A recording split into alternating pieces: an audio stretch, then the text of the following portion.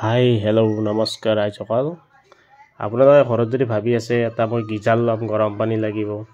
তো গিজাৰ বাদ দিয়ক আপোনালোকে লৈ আহক এইটো টেপ টাৰ্মিনেল হাই পাৱাৰ হিটিং টেপ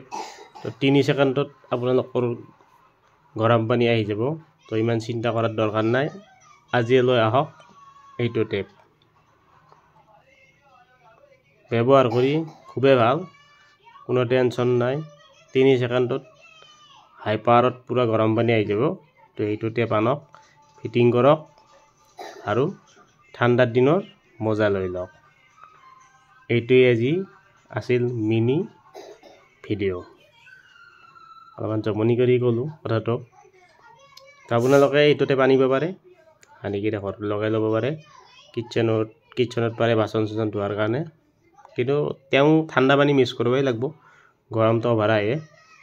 তো এইটো আনি কিনে আপোনালোকে এবাৰ ইউজ কৰি চাব পাৰে।